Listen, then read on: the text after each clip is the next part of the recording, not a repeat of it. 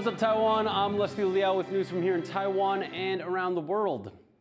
Taiwan's democracy is often described by its president as hard-earned. And just a day before International Human Rights Day, hundreds gathered to remember why that is. Joyce Tseng reports.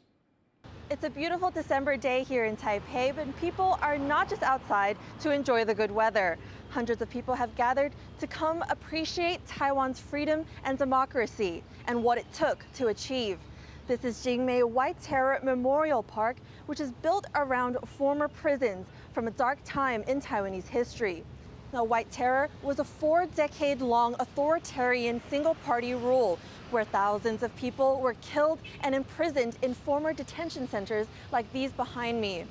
Now, Taiwan has come a long way since then, but the government and people here still have to grapple with this painful past. And that's why this event, just a day before International Human Rights Day, Taiwan's President Tsai Ing-wen has also come to pay her respects.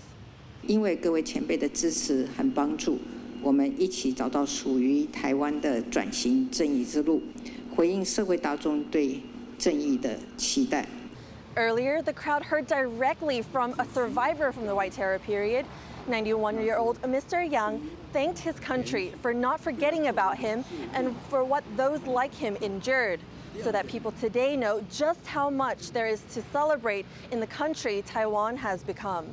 Easton Chen and Joyce Sun in New Taipei City for TaiwanPlus. Taiwan's post office has released a set of stamps commemorating the Universal Declaration of Human Rights. The stamps celebrate the 75th anniversary of the United Nations Declaration. The set of 4 features the declaration itself, as well as the UN conventions on the rights of children, women, and people with disabilities. Taiwan is not recognized by the UN, but the country has incorporated these rights into its own laws. It also set up its National Human Rights Commission in 2020. This is a key element for meeting global human rights standards. Candidate debate schedules have been set ahead of Taiwan's presidential election in January. Lai Ching-te of the ruling Democratic Progressive Party, Hou You-yi of the main opposition Kuomintang, and Ko Wen-je of the Taiwan People's Party will face off on December 30th. Their running mates will then have their own debate on New Year's Day. Both events will be organized by Taiwan's public television service. Taiwan's Constitutional Court has met to discuss granting prisoners voting rights. They're trying to decide whether to challenge an earlier decision that stopped prisoners from voting in January's presidential and legislative elections. In November, Taiwan's Supreme Administrative Court quashed a lower court ruling that would have allowed a polling station in a Taipei prison. Absentee voting is not allowed in Taiwan. Voters must travel to their registered place of residence to cast their ballots. It's a problem faced by countries all over the world. How to combine renewable energy with people's existing lifestyles. Officials in southern Taiwan think they've come up with a solution for the region's fisheries. Jaime Okan reports. Over 200,000 solar panels cover these fishing grounds in Taiwan's southern city of Tainan. The government here is showing off its efforts transitioning to renewable energy in order to power key industries. It involves building giant awnings of solar panels over fishing grounds, with officials touting its efficiency and practicality.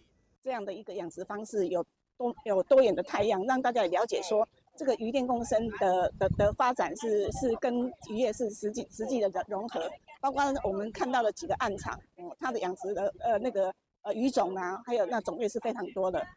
The government is touting this process as fishery and electricity symbiosis. Solar panels provide shade for the fish and also generate electricity. The electricity is then used to regulate the temperature of the water in the various ponds, as every species is different. This process means farmers can breed more fish and makes the farm energy self-sufficient.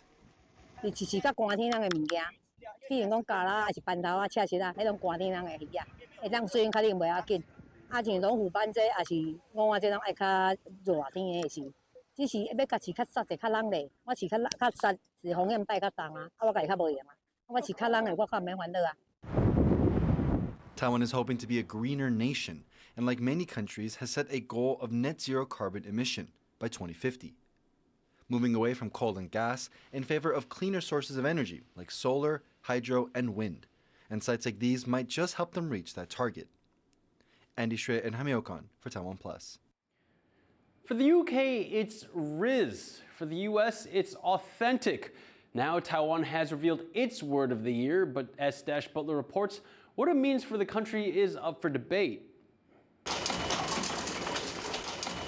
This year, eggs were big news in Taiwan because the country was lacking them. Taiwan was gripped by an egg panic, and it seems to have left a lasting impression because according to a local newspaper's survey of 65,000 people, Taiwan's 2023 word of the year is a character meaning lack, and in second place, eggs. For many, lack was not an obvious choice. 不知道哎。不知道哎。2023年的缺。对。我不太清楚哎。While others say the word makes perfect sense. 我觉得应该就是对民生物资的上涨，然后对生活有一些疑虑，然后政府没有好好的处理，所以我们觉得大家觉得缺。And there's one thing in particular everyone lacked. 最缺的什么吗？钱啊。缺钱吧。缺什么？缺钱。It's been a tough year for many in Taiwan. The country's economy slipped into a recession, and with an election due in January, the opposition has channeled anger with what businesses call the 5 lacks: Taiwan's lack of water, electricity, workers, land and talent. But for some at the awards ceremony, seeing Taiwan's shortcomings in black and white is a step towards a better 2024. 不管是缺电、缺水或者缺蛋、以前缺口罩这些的问题，我觉得在年底揭晓这个字，就代表说我们有足够的信心去面对新的一年，我们如何去转变我们的人生，然后让这个社会越来越好。Economists expect Taiwan's businesses to recover. The egg shortage is over, and the coming election promises change. In just over a month, Taiwan will choose a new leader, with President Tsai Ing-wen at her term limit. That means in 2024, voters will get a chance to decide what Taiwan was lacking this year and who's the best person to fix it. Eason Chen and Dash Butler in Taipei for TaiwanPlus. One of Taipei's most famous parks has a big squirrel issue, literally. Park goers have been feeding the animals, leading to lots of husky squirrels. If the mere sound of a rustling food package attracts a swarm of squirrels to you, then you might be in Taipei's Da'an Forest Park. These furry critters have gotten used to people feeding them, and it's beginning to show. The park's squirrel population has surged, and the animals themselves are getting chunkier.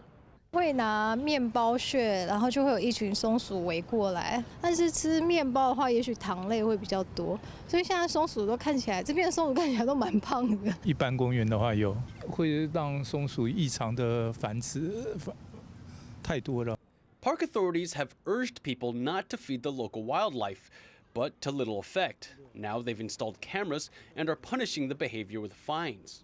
电影部分我们是11月28号装的，目前我们每天都有截取出来看，目前是都没有人在木平台这边做喂食，喂食野生动物是罚1200到6000块的一个罚款。Though people feeding animals in the park think they might be doing good, they're actually doing harm. 公园里面有6600棵树，还有各种不同的植物，应该是足够它不要去觉得自己好像很有爱心。其实你做的一个行为是影响到它的活动，而且影响它的觅食能力。According to estimates, Da'an Forest Park is home to 600 squirrels. The ideal population is 200. Such overpopulation could wreak havoc on the park's delicate ecosystem. So keep an eye on your lunch next time you visit.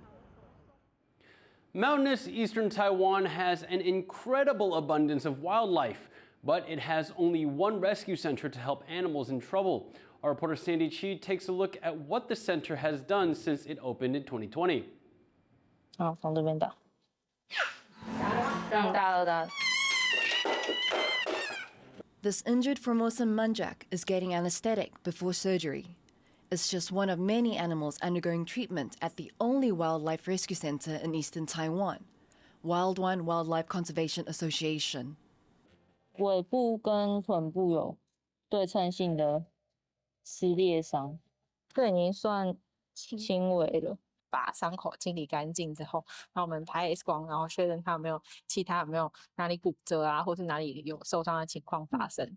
The muntjac is just one of the more than 1,300 wild animals to be treated at the center since it was established in 2020.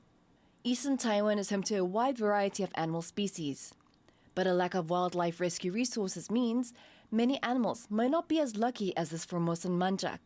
Before the center opened, injured wild animals would be sent to a facility set up by National Pingtung University of Science and Technology in southern Taiwan.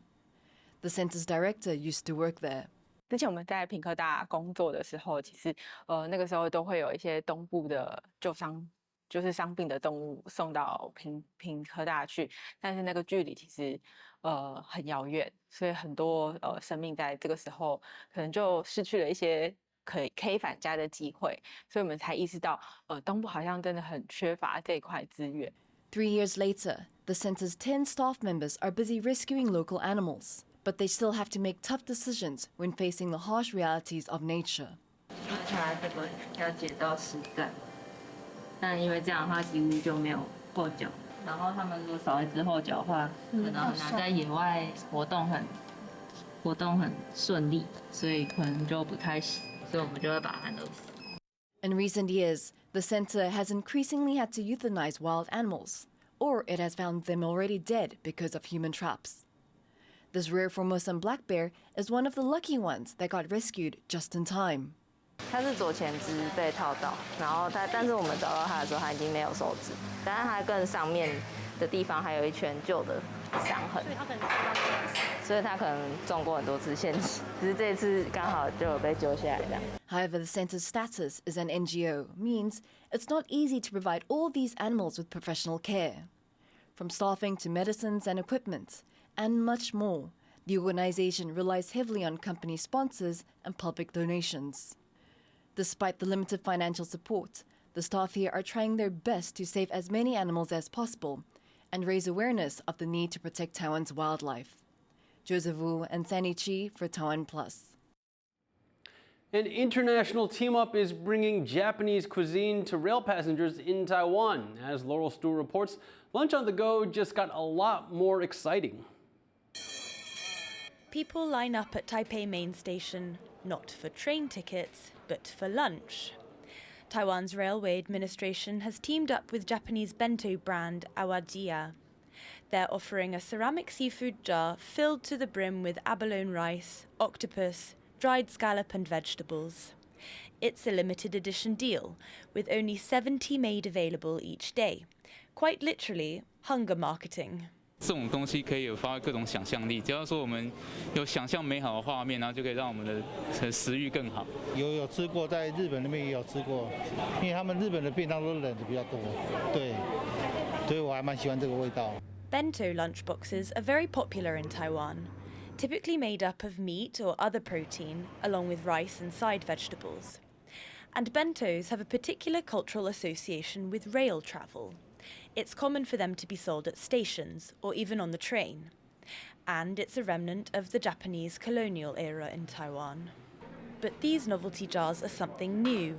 Inspired by the Japanese technique of catching octopuses, they're catching the attention here in Taiwan, even though they cost around 4 times as much as an average lunchbox. 你也不会每餐都吃到399，就难得吃，而且又可以收藏容器。对，这个是很值得来体验一下。A new vision of food on the go, travellers can now have a taste of Japan while enjoying the views of Taiwan. Chris Ma and Laurel Stewart for TaiwanPlus. Let's close out with some sports. Taiwan lost to Japan 1-0 in its latest game at the Asian Baseball Championship. The two countries faced off at the Taipei Dome on Friday night in their first game of the tournament's Super Round. Both teams had an impressive defensive outing, holding each other scoreless through 9 innings. But Japan got the upper hand in the 10th, scoring 1 run and closing the game by shutting Taiwan out. The Super Round will determine who goes on to Sunday's championship game. Thank you for watching What's Up Taiwan. I'm Liao. Take care and see you next time.